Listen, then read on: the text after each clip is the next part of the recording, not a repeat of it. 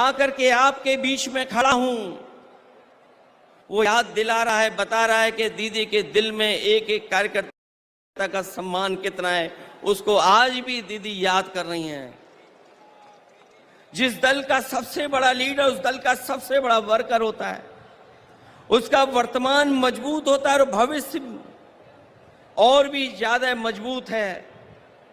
पिछले चुनाव में मुझे याद है, जब दीदी संघर्ष कर रही थी, आदरणीय ममता दीदी के लिए मैंने 2 लाइनें कही थी।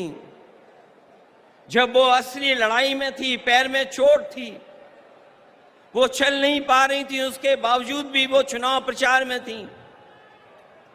और उस समय हम लोगों ने देखा और यही कहा था कि एक अकेली लड़ जाएगी, जीतेगी और बढ़ जाएगी।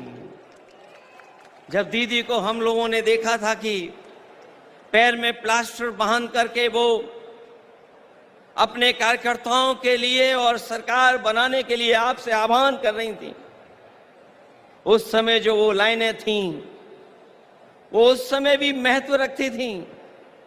और आज जब मैं इतने बड़े कार्यकर्ताओं के बीच में आया हूं, तो मैं उन लाइनों को दोबारा कहता हूं कि एक अकेले लड़ जाएगी, जीतेगी और बढ़ जाएगी। उस समय भी हमारा मतलब ये नहीं था कि दीदी अकेले लड़ रही हैं, तब भी हमारा मतलब यही था कि दीदी अपने कार्यकर्ताओं के साथ जान हथेली पर लेकर के एक होकर के लड़ रही हैं। ऐसे कम नेता होते हैं जो अपनी जान हथेली पर रख करके लड़ते हों और उनका साथ इतनी बड़ी संख्या में लोगों ने देने का काम किया है।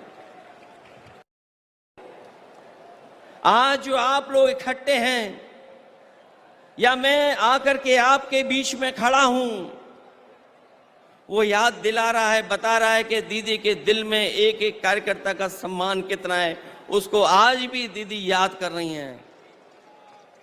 जिस दल का सबसे बड़ा लीडर उस दल का सबसे बड़ा वर्कर होता है, उसका वर्तमान मजबूत होता है और भविष्य और भी ज्यादा मजबूत है।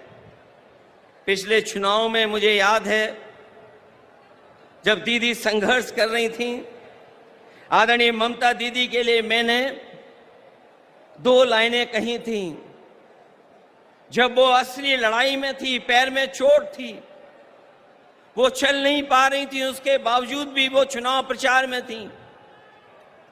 और उस समय हम लोगों ने देखा और यही कहा था कि एक अकेली लड़ जाएगी, जीतेगी और बढ़ जाएगी। जब दीदी को हम लोगों ने